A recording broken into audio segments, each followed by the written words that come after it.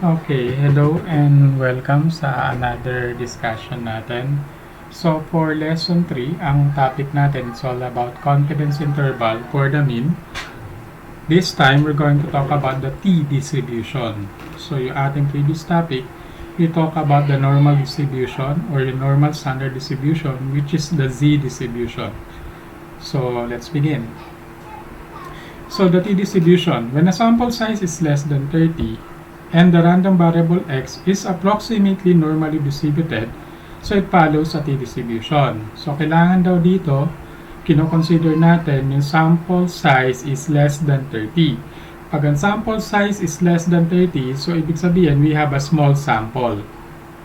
Kapag ang sample size naman is greater than or equal to 30, so that is considered already as a large sample. Okay? So, wala naman difference sa formula. Actually, we'll be using t is equal sa sample mean minus the population mean all over standard deviation of the sample divided by square root of the sample, which is yung n. So, similar lang din yung formula niya sa isang z distribution. The only difference is the sample size at saka yung random variable x is approximately distributed dapat. Okay? So, what are the properties of the t distribution? So first, the t-distribution is bell-shaped and symmetric about the mean. So, it has a similar property sa isang z-distribution. So, bell-shaped din siya. At the same time, symmetrical yung mean, median, and mode niya. Okay? Pare-pareho ng value at the middle, that is 0. Next, the t-distribution is a family of curves, each determined by a parameter called the degrees of freedom.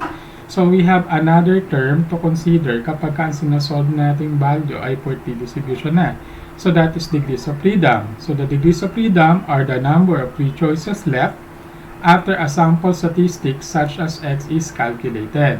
So, when you use a t-distribution to estimate a population mean, the degrees of freedom are equal to 1 less than the sample size. So, ibig sabihin, 1 less than the sample size, so that is n minus 1. So, to compute for the degrees of freedom, we'll be using that formula, n minus 1 lang. Yung number of sample less 1. The total area under a t-curve is 1 or 100%. So, pareho lang na isang normal z distribution, yung total area under its curve is 100%. The mean, median, and mode of the t-distribution are equal to 0. So, similar lang din sa z. Ang mean, median, at mode ay located dun sa center ng symmetric na distribution niya, and they are all equal to 0. So, as the degrees of freedom increase, the distribution approaches the normal distribution. So, after 30 degrees of freedom, so kung ang degrees of freedom mo ay 30, so ibig sabihin ang sample size nun ay 31, right? Kasi ang degrees of freedom mo ay n minus 1. The t-distribution is very close to the standard normal z-distribution. Bakit? Kasi yung sample mo ay kinoconsider mo na as a large sample. Habang lumalaki ang value ng degrees of freedom mo, if you look at this illustration, habang lumalaki ang value ng degrees of freedom mo from degrees of freedom to 2, from 2, naging 5, and so on, habang lumalaki ang value niya, yung t-distribution mo ay nagiging kamukha na isang normal z-distribution o na isang standard normal curve. Okay? So, that's the difference between a normal z-distribution saka isang t-distribution. Okay. So, for this topic, ibang table ang i-apply natin for critical value. Okay? So, now we'll be using the t-table. So, let me explain first ano yung meron dito sa t-table natin. So, dito sa first column, we have here the degrees of freedom. So, dito nyo titignan yung df. Okay? For example, kung ang sample size ko ay 25, ang degrees of freedom ko ay 24. Kasi we have n minus 1. So, dito nyo titignan yung df na 24. Okay? Next, we also need to consider the confidence level. So, we'll be using yung standard pa rin. So, ito yung madalas na binibigay, yung 90, 95, saka 99. If we're going to use another confidence level, pwede rin naman 50, pwedeng 60, pwedeng 70, pero madalang naman siyang i-apply pagdating sa statistics. So, mostly yung 90% and up, yun yung ating ina-apply na confidence level. Okay? So, kukunin lang natin yung intersection ng degrees of freedom saka ng confidence level. So, later on, as we proceed with our discussion, malalaman natin when to use one tail and when to use two tails. Okay? So, another topic pa yun. So, I'll explain that dun sa pagdating natin sa discussion dun sa mga topic na yun. Okay, next. So, how to find the critical value? So, let's have a short practice. Paano natin makukuha yung critical value using the table? So, find the critical value of T for a confidence level of 95% when the sample size is 5. Remember, ang ating sample kapag T distribution ay small sample lang. So, ibig sabihin, that is less than 30. So, doon natin i-apply T natin. So, what will be the critical value for a 95% confidence level when we have a sample of 5? Okay? So, let's say we have this table. Okay, kinat na natin yung table. Since ang sample size natin is 5, so what will be the degree of freedom or the degrees of freedom? So the degrees of freedom will become 4. So now, we have here the first column. I-locate natin yung 4. So ito yung value na yon. Then, yung confidence level natin is 95%. We have here the row for level of confidence. So ito yung 0.95. So ibig sabihin, this is 95%. So, we'll get the intersection ng degrees of freedom na 4, saka yung 0.95, which is 95%. So, we'll obtain the value of 2.776. And that is in 3 decimals. Remember, ang ating ruling sa pagkuha ng critical value ay nira-round off natin yung value to 2 decimal places. So, if we round it off, so that will give us a critical value for T. That is 2.78. Okay? So, ganun lang gagamitin. Kukunin lang natin yung intersection ng column at saka ng row niya using the degrees of freedom and confidence level. Okay. So, to have an illustration, ito yung illustration natin. Actually, we're using two tails. Kasi we have the confidence interval na kinoconsider natin from left to right. And we have a 95% confidence level. So, yung 95% confidence level, siya yung shaded region na yellow. So, yung critical value natin, of course, nasa left side ng mean is negative, nasa right side ng mean is positive. That is why we have the value of negative 2.78 and positive 2.78. Okay, so that will be the critical value for our first problem. Okay, if you look at your table dun sa inyong reference book, we have the appendix C, critical value of the T distribution. So this is located on page 319. Pwede nyo naman magamit yung table na yan. Kaya lang yung table na yan, ang value niya nakadepend dun sa one tail. If you look at this illustration, ito yung pinagkuhanan ng mga value nung T value natin na critical. Okay, so para hindi kayo malito, naglagay na ako dito ng guide. Okay, so itong column na to, for confidence level of 80%. So yung next, for confidence level of 90%. Then 95%, 98%, and 99%. So pwede nyo naman magamit yung appendix C, which is the critical value of T distribution on page 319. So, pwede nyo naman siya maximize. Or, nagbigay ako sa Schoology nyo ng isang file wherein nandito na yung confidence level sa baba. So, ito. So, pwedeng, ito na lang din ang gamitin nyo. Pero, just the same, pareho lang naman yung value makukuha nyo whether you use Appendix C of your reference book on page 319 or itong table na to. Okay? So, there's no difference dun sa mga answers na makukuha natin for critical value. Okay, next. So now we talk about a normal versus skewed distribution. Okay, pag sinabi nating normal or normally distributed, ang isang group of data, so ibig sabihin, we have a symmetrical distribution. So, itong curve na nasa gitna. Okay? So, itong curve na nasa gitna, ibig sabihin, symmetrical. So, when you cut it in half, okay, that is equally divided into two parts. So, yung buong curve is equally divided into two parts. Wherein your mean, median, and mode are all at the center of the distribution and has a value of 0. Okay? Para siyang isang Z distribution. Okay, next. Ay, sorry. Okay. Yung nasa left side naman na curve, so ito, at yung nasa right side na curve, so that those are what you call skewed distribution. So, skewed siya, ibig sabihin, not symmetrical. So, unlike yung curve sa gitna, symmetrical.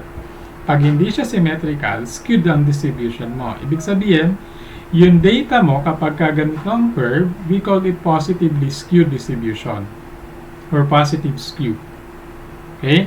So, mapapansin yung relationship ng tatlong measures of central tendency natin dito. Yung mean, siya ang may pinakamalaking value.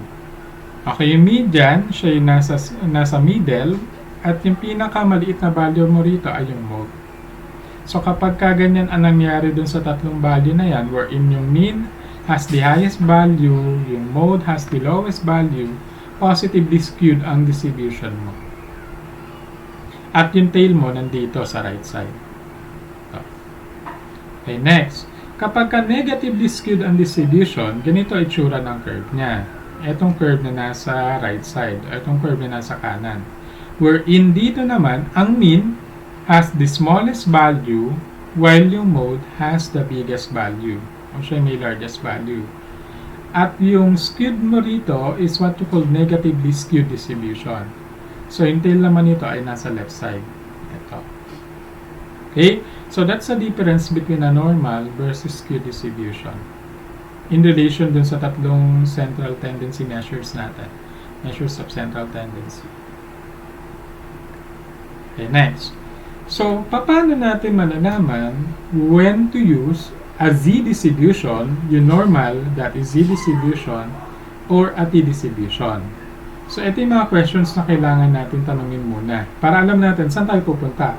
Papunta ba to sa isang normal distribution? Or papunta ba to sa isang T distribution? So, first question to ask, is N greater than or equal sa 30? So, ibig sabihin, large ba yung sample? If the answer is yes, automatically, use the Z distribution. Okay. Regardless of normal ba or skewed yung data, basta't malaki yung sample mo, use the normal distribution. Okay. Kasi large yung sample. Because of the large sample. Kapag ang answer is no, so ibig sabihin, we have a small sample. So ibig sabihin, ang sample size mo is less than 30. Next question to ask, is the population normally or approximately normally distributed? Okay? Symmetrical ba yung curve?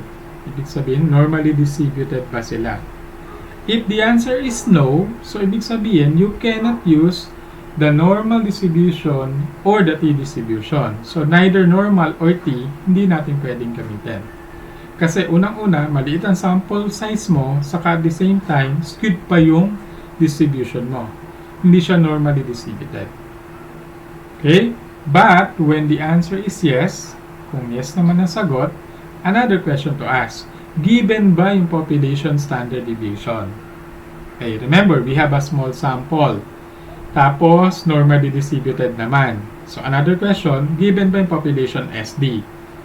If the answer is no, so ibig sabihin, dun natin gagamitin yung T distribution natin.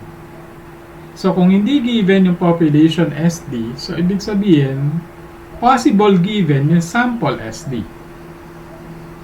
Okay, pwede natin gamitin yung sample SD sa isang small sample, so then we use the T distribution. If the answer is yes, kung given naman yung population SD, kahit na small sample pa siya, then, pwede pa rin natin magamit yung Z distribution or papunta tayo sa Z distribution pa rin. Kasi yung standard deviation mo ay nanggaling sa population even though small yung sample mo. Okay? So let's have some exercises para i-check natin kung naintindihan natin itong diagram na to. Okay, so determine whether to use normal distribution or t-distribution or neither. Ang sample natin ay 50. Tapos ang distribution ay skewed. Hindi siya normally distributed. Tapos given yung standard deviation ng sample na 2.5. So what do you think? Will it be a normal or a t-distribution? Okay, papakita ko yung diagram natin kanina. So, unang question tayo. Is n greater than or equal sa 30 in sample size? Ang sample size ay 50. So, the answer is yes. So, ibig sabihin, we'll be using the z distribution. Okay? Regardless of normally distributed ba or skewed ang distribution mo.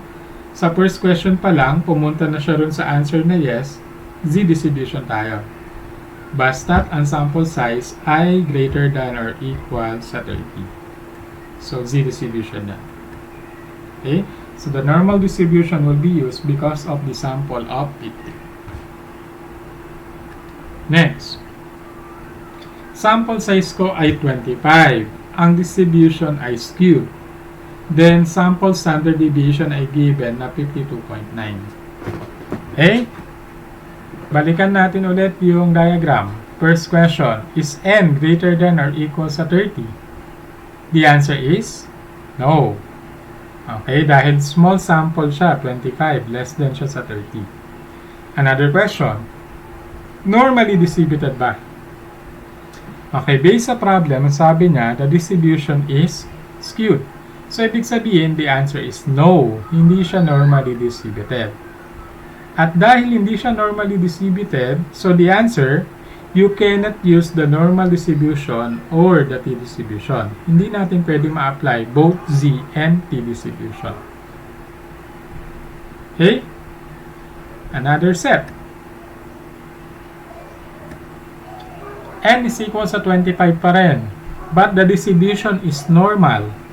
Then we have that standard deviation na galing sa population because of that sigma is equal sa 4.12. First question, is n greater than or equal sa 30? The answer is no, kasi small sample. Next, normally distributed ba? Based sa problem, the distribution is normal. So that is a yes. Next, given ang standard deviation ng population, 4.12. So, is standard deviation from the population known? The answer is yes. So, ibig sabihin, sa type ng problem na to, we're going to apply the z distribution. Okay? So, those are the difference between a normal and a t-distribution. So, always remember this guide. Basta gagamit ka ng t-distribution kapag ka-small ang sample, normally distributed ang data, at sample standard deviation ang given. Kasi otherwise, kung population standard deviation ang given, z distribution ka pa rin. Okay? Okay, how to construct a confidence interval for the mean. So, dito siguro mas madali na para sa inyo kasi nagawa nyo na to sa previous topic natin. Similar lang yung steps na susundan natin. First, step 1 is we identify the given. Step 2, we solve for the margin of error. Then, step 3, we're going to solve for the confidence interval. So, yung formula natin is yung mean minus margin of error saka yung mean plus margin of error. Okay? So, same procedure. But this time, we're going to identify another variable which is in df o yung degrees of freedom natin. Madali naman kunin kasi ang df naman is simply n minus 1. Saka yung formula natin ng sample mean kapag nagbigay ako ng raw data. Okay, later meron ako sa example 3. I-apply natin yung formula ng sample mean at saka ng sample standard deviation. Okay, example 1. In a random sample of 20 customers at a local fast food restaurant, the mean waiting time to order is 95 seconds. And the standard deviation is 21 seconds. assume the wait times are normally distributed. So we assume that the wait times are normally distributed and construct a 90% confidence interval for the mean wait time of all customers. So again, we review the steps. Anong gagawin natin for step 1? We're going to identify the variables or the given dun sa problem. So what will be our sample? So ang sample natin is 20 customers. Okay, next. Ang mean natin is 95 seconds. The mean wait time to order is 95 seconds. And the standard deviation is 21 seconds. Nanggaling yun sa sample. Okay? Assume the wait times are normally distributed. So, ibig sabihin, we can use the t-distribution kasi normally distributed siya. Ang confidence level natin is at 90%. Okay? So, those are the variables para sa given na to. But next, nasaan yung DF dyan? Wala pa. So, how to compute for the DF? DF is n-1. Ang n natin is 20. 20 minus 1 is 19. Okay? So, that will be our DF. Meron pa ba tayong variables na kulang dun sa step 1? Okay, if you recall yung previous lesson natin, kailangan natin ng critical value. So, dito na papasok yung paggamit ng table. Okay, what is now the value of t?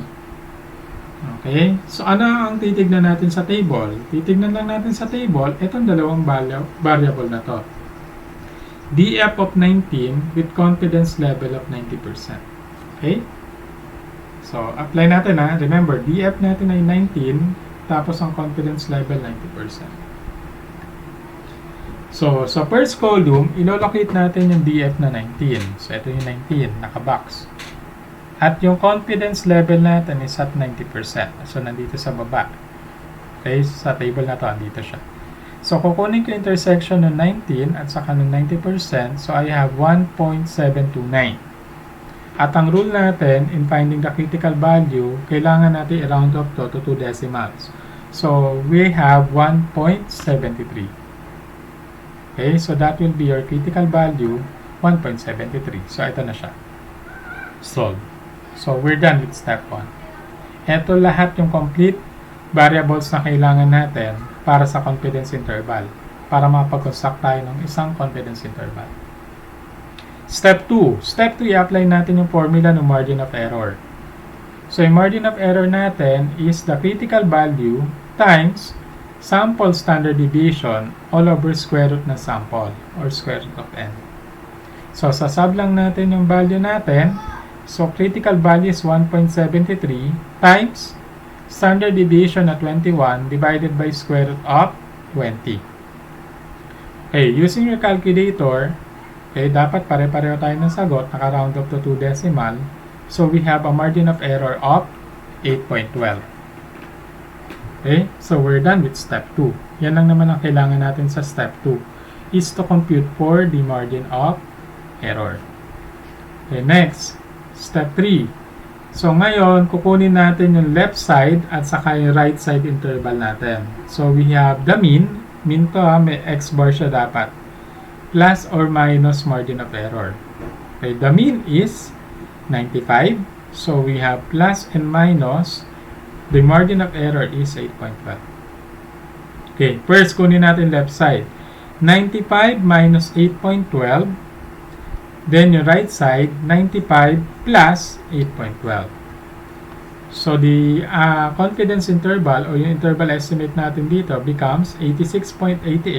Ito yung 95 minus 8.12. At yung right side natin is 95 plus 8.12. That is 103.12. Okay, that will be for step 3. And don't forget, we have step 4 pala. Yung ating statement. So, based from statement number 3, we are 90% confident that the mean wait time for all customers is between 86.88 and 103.12 seconds. Don't forget yung unit dito, ha? Para alam natin ano ba itong mga value na to. Anong pinag-uusapan natin dito. Okay? That will be our first example. I hope it's clear kasi mas madali na siyang sundan dahil meron na kayong prior knowledge. Similar din yung steps na ginagawa natin. Example 2. So the average hemoglobin reading for a sample of 25 teachers was 16 grams per 100 milliliters with a sample standard deviation of 2 grams. So find the 99% confidence interval of the true mean. Always remember, step 1, identify all the variables dun sa ating problem. So 25 is the sample size. 16 is our mean. Standard deviation is 2 grams. Then confidence level, we have 99%. What will be our degrees of freedom? So less 1 lang yung sample size natin na 25. So DF is 24.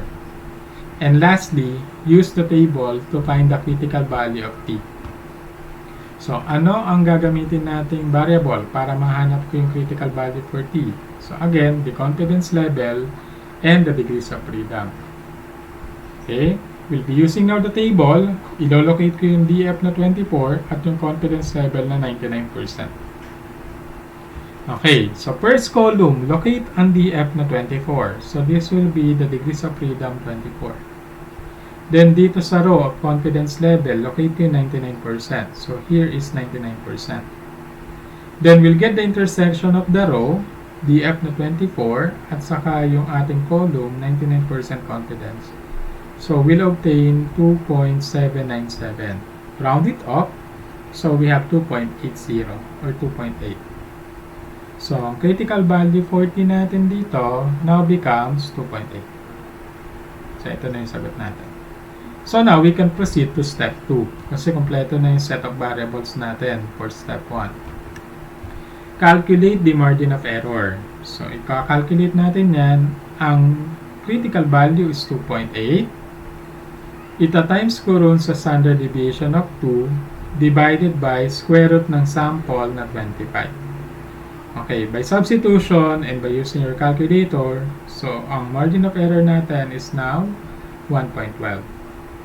Kaya naka-round off siya into 2 decimal. Step 3. Now we find the confidence interval.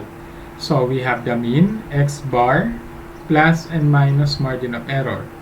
So ang left side natin is 16 minus 1.12. So 16 minus 1.12 is 14.88. Then ang right side natin dito is 16 plus 1.12. So that is 17.12. So this will be our confidence interval. So the population mean is between 14.88 to 17.12. Then, sagutan na natin yung problem with a statement for step 4. So now we are 99% confident that the average hemoglobin reading is between 86.9 and 103.1. Hindi po siya second, sorry. Papalitan po natin to dito po. Grams po siya dapat na units. Pinapi-paste lang yan dun sa previous statement. Hindi na na-edit. Okay, so I'll correct myself. Hindi po ito seconds. Ulitin ko ha, this will be in grams. I-edit ko na lang din sa PowerPoint na isa-send ko sa Schoology. Kasi hindi ko na siya ma-edit with this video. Pwede naman. I-edit na natin para malinaw na sa atin pa. Grams po dapat ito. Tapos balik ko lang slide. Okay, yan. Corrected na. Okay. Ay, parang mali nga rin ito. So, itatama ko ulit. So, this becomes 14.88, 17.12. Talaga naman. Epekto ng copy-paste. Ayan. Ayan. Sorry sa mistake. Okay. Hindi ko na-edit yung video. Kinorek ko naman siya. Okay. That is 14.88 to 17.12. Okay, guys? Okay? Next. Last example na tayo. Example number 3. The daily salaries, so this will be in dollars, of substitute teachers for 8 local school districts is shown. So, what is the point estimate for the mean? Ay, hindi ko kinumpute dito yung point estimate. Okay? Find the 90%, hindi. Na-compute pala yung point estimate dito. Ang point estimate lang naman natin is the sample mean. Find the 90% confidence interval of the mean for the salaries of substitute teachers in the region. So, we have 60, 56, 60, 55, 70, 55, 60, and 55. So, we have 1, 2, 3, 4, 5, 6, 7, 8. Okay, first. Okay, dahil meron tayong raw data, so meron tayong 8 data na given dito. So, first to calculate is the sample mean. So, pag na-compute ko rito yung sample mean, sapul ko na yung sagot dun sa first question. So, what is the point estimate for the mean? So, ang point estimate natin for the population mean is the sample mean. So, ang formula natin is sigma x all over n, or the summation of x divided by the number of sample. Okay, so using the formula, so we have 60, i-add lang natin lahat ng value na to, itong 8, plus 56, plus 60, plus 55, plus 70, plus 55, plus 60, plus 55, divided by 8. So, with your calculator, the total is 471 divided by 8, and 471 divided by 8 will give us a sample mean of 58.88. Okay? So, ibig sabihin, the point estimate for the mean has a value of 58.88. So, we're done answering yung first question. So, let's proceed. Sabi sa pangalawang question, find the 90% confidence interval for the mean salaries. Okay? So, given pa lang dito sample mean. So, anong gagawin natin for step 2? For step 2, kailangan din natin isolve yung sample standard deviation. And how to compute for the sample standard deviation? Okay? Kailangan ko yung sample mean. At saka yung formulang i-apply natin, remember, ito yung formula natin. Square root of the summation of x, or yung raw data, minus yung mean, sample mean, quantity squared, divided by n minus 1. Okay? So, if you recall, ang 3 columns tayo dito. Meron tayong raw data, yung x. Then, yung second column natin is x minus mean. At yung third column natin, i-squared lang natin yung second column. So, that is x minus mean squared. So, itong 8 data na to, in-arrange ko siya into column. So, yun yung mga x value natin. Then, ginamit ko yung sample mean yung na-compute natin sa step 1 para maka-form ko itong column 2. Yung x minus sample mean. So, ibig sabihin, 60 minus 58.88 is 1.12. 56 minus 58.88 is negative 2.88. 60 minus 58.88 is 1.12, and so on.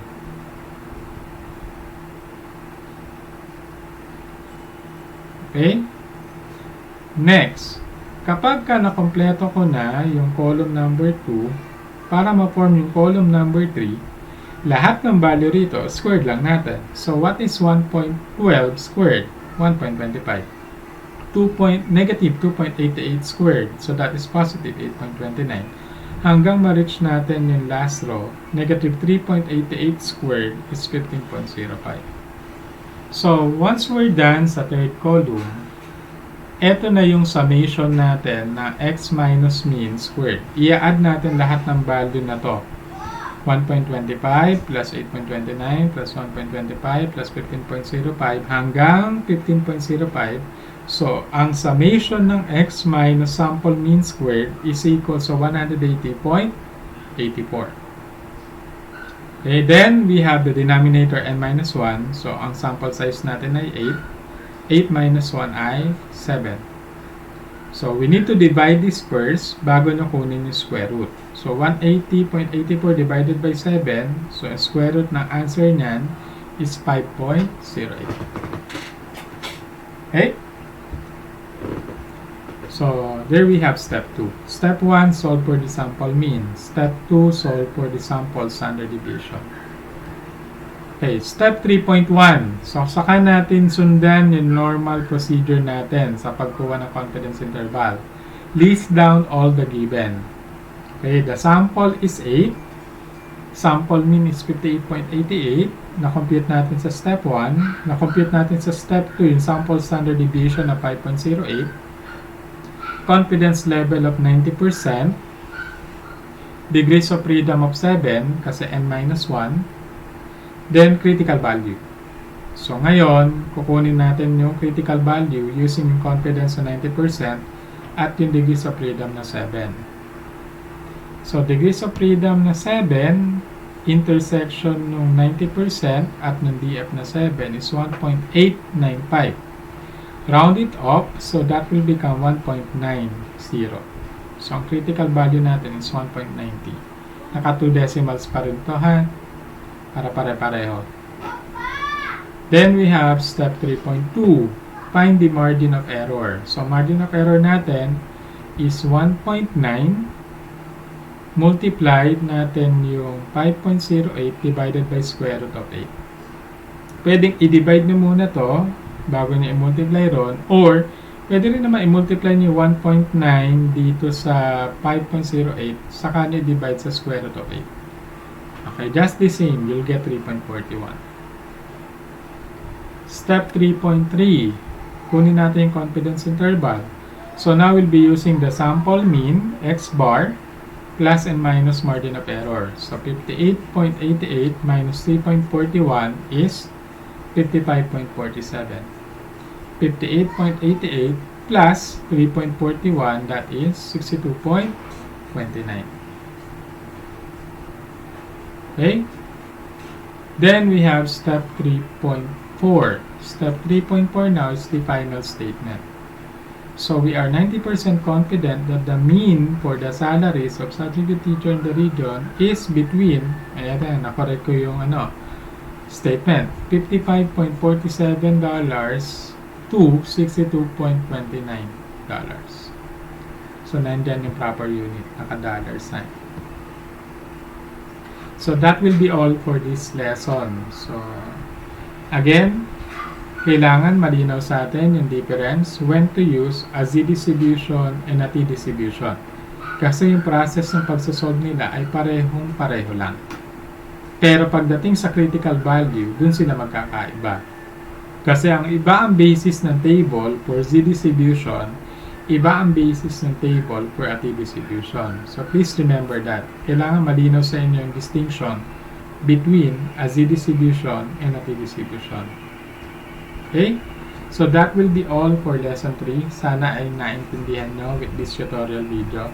So kung may tanong pa kayo, please don't hesitate to ask question through PM na lang dun sa ating Schoology. Or magbubukas na siguro ako ng discussion dun sa ating Schoology, dun sa folder ng lesson 3. Okay? So, salamat. But wait, there's more kasi meron tayong assignment number 3. So, ito yung assignment number 2 natin. So, using your reference book on pages 212 to 213, so please answer items. 3 items lang naman ipapagawa ko for your assignment. So, madaling-madali lang. Items number 6, 7, and 8 on a yellow paper. Kung naubos na yung yellow paper, no, you may use bond paper. Okay, basta one whole po.